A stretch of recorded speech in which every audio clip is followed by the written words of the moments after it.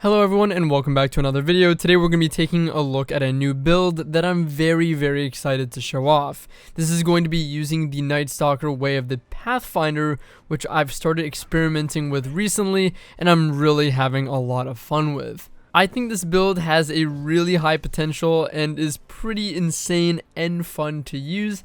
I don't feel like I usually say something's really insane, but I don't know, I really like this build and think it's really crazy. I'm nicknaming this build Cold-Blooded or Ghost because it reminds me of the old perks in the Call of Duty games for you veteran FPS players like Cold-Blooded in something like Modern Warfare 2 or in the Black Ops series, the Ghost perks, which keep you off the radar. In some of those pub stomping loadouts, you know, in Modern Warfare 2, something like a UMP-45 silenced with Cold-Blooded was used to stay off the radar at all times, and that's what this loadout reminds me of in Destiny. Firstly, of course, let's start by going over our build goals and the general overview of the build. Like I said, this uses Nightstalker Way of the Pathfinder, which is the bottom tree, the Monte Carlo, and either Khepri Sting or Graviton Forfeit. Between the two exotics, it's really up to you. Personally, I've grown to really enjoy Khepri Sting the most and find that the most useful with this loadout. We'll be looking to utilize our smoke grenades to frequently go invisible and avoid appearing on the radar because Invis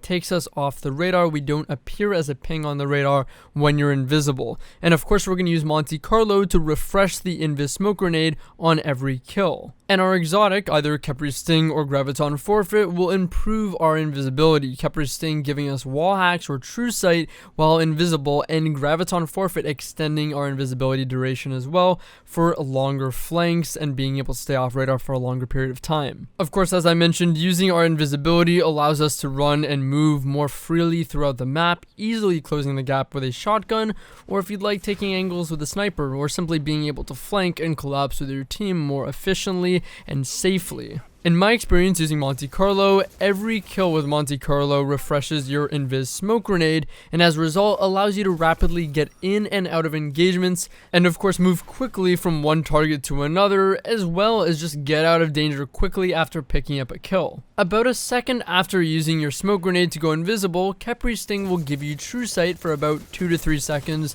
to have perfect information of where your enemy is pushing or moving to, while they also have very limited knowledge of where you are or what you're doing. A good thing about the true sight with this loadout in comparison to something like Flawless Execution, as much as we have to use a few different weapons and exotics to make this possible, it doesn't require a headshot. It's as simple as just getting a kill and using a smoke grenade, which could also mean we get this actually more frequently potentially than Flawless Execution. Of course, because Flawless Execution requires a headshot kill to activate and doesn't offer you the same control of when to use it like a smoke grenade would in this case. Strength of the pack is a buff that greatly, I think pretty noticeably, increases your stats, mobility, resilience, and recovery just from going invisible off of a smoke grenade and lasts beyond the duration of your invisibility or beyond just being invisible. It also greatly affects your weapon handling and reload speed, and that actually stacks up to 3 times, which further contributes to having more uptime and engagements around the map.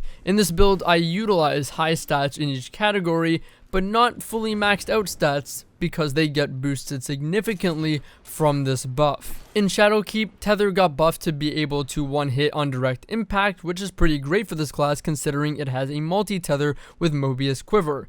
You can fire multiple tethers over the duration of your super, and this can be used more aggressively than the traditional one-shot tether, now of course like I said because it kills in one shot. As a side tidbit, I do use the Gambler's Dodge because it's a good alternative method of regaining your smoke grenade if you're not in the position to be getting a kill with Monte Carlo. And the essential loop of this class is to Invis smoke grenade yourself, so go invisible, get your strength of the pack buff, which buffs all your stats, get your wall hacks off of Khepri's, flank or acquire your position because you're off the radar, get a kill, replenish your smoke off of Monte Carlo, and repeat the process. Now let's take a complete in-depth look at the entire build. Starting with our subclass on Nightstalker Way of the Pathfinder, our smoke grenades of course grant us and our teammates near us invisibility and last 8 seconds, allowing us of course to avoid being a ping on the radar. On this skill tree, grenade effects, including our smoke grenade, last longer than other Nightstalker paths, and damaging enemies with our grenade provides us more smoke grenade energy, and making our teammates invisible grants us more grenade energy. Mobius Quiver allows us to fire multiple rapid tethers that can kill on impact, but also have a small tether radius on top of that in case you happen to be off a little bit. Making yourself and teammates invisible or defeating tethered enemies gives you a Heart of the Pack buff. This buff was changed with the release of Shadowkeep, and in the patch notes it reads that it grants plus 34 to armor, recovery, and agility, which is actually resilience, recovery, and mobility. And it says that plus 34 under one bullet point in the patch notes, which leads me to believe that it only takes one stack of Heart of the Pack to get that additional 3 tiers of stats essentially. Furthermore, under another bullet point it says gives weapon reload speed and handling, and a sub bullet point under that, maximum 3 stacks, which also leads me to believe that the stacks of this ability or this buff is actually just for the weapon reload and handling portion. That's the way that I understand this. Of course, I'll have to test in the future to make sure it works this way, but to my knowledge, that is how it works. Moving on now to our weapons, we are using, of course, the Monte Carlo.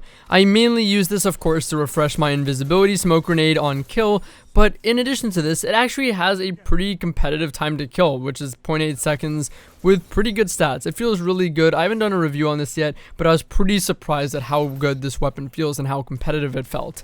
It maintains a 10-shot kill after its initial time to kill shift, which happens at 25.5 meters for a 0.9 second kill up until 35 meters, which is pretty good. That's pretty good range. A 0.9 second up to 35 meters is still actually faster than the TTK of a hand cannon at a similar range, which would most likely be a 4-shot kill taking at least 1.2 to 1.3 seconds depending on the archetype.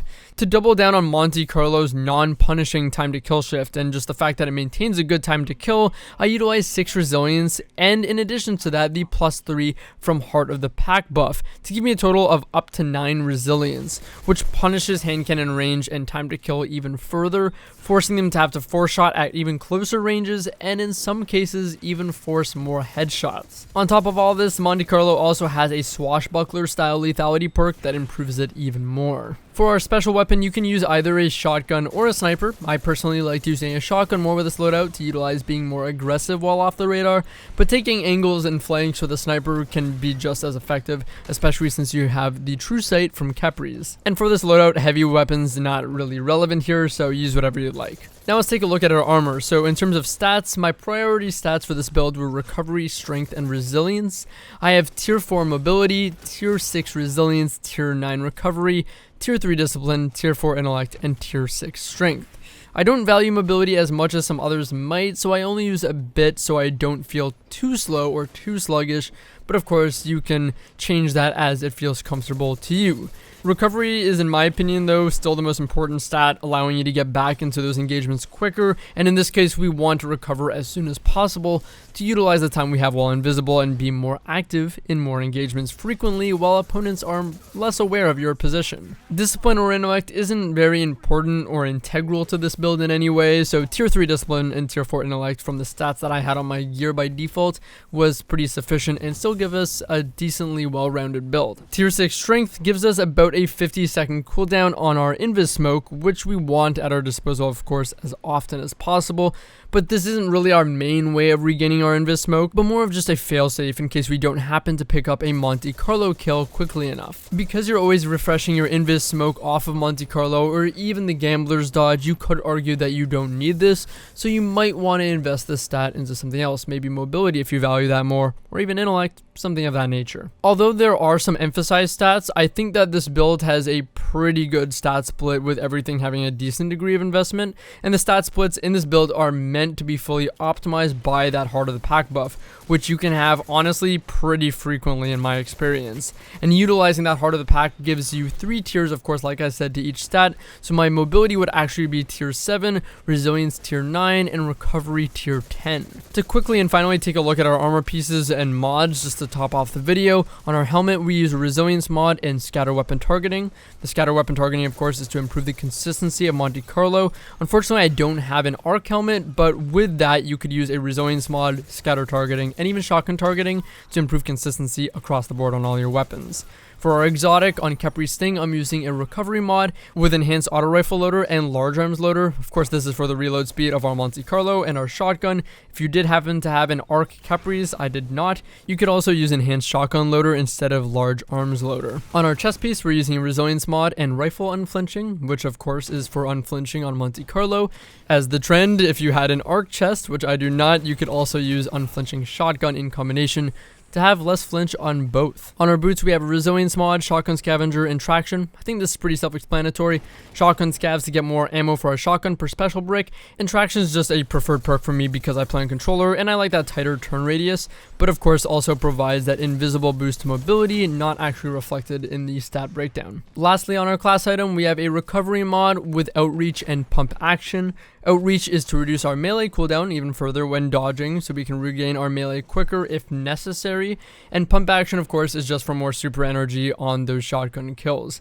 You can replace pump action with distribution, so you can reduce all cooldowns, including your super if you're dodging near an enemy, and even contribute to your melee energy stacking with outreach to get it back even sooner. Anyways everyone, that is my complete build, my cold-blooded ghost build. I hope you guys try it, I hope you enjoy it.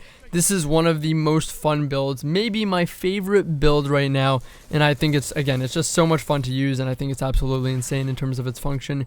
So check it out, try it for yourself, and let me know what you think. Thank you guys so much for watching. As always, if you'd like to see more content like this, of course you can check me out on Twitch, twitch.tv/Drewskys. The link is in the description. Once again, thank you so much for watching, hope you enjoyed, and I'll see you guys in the next one. Take care.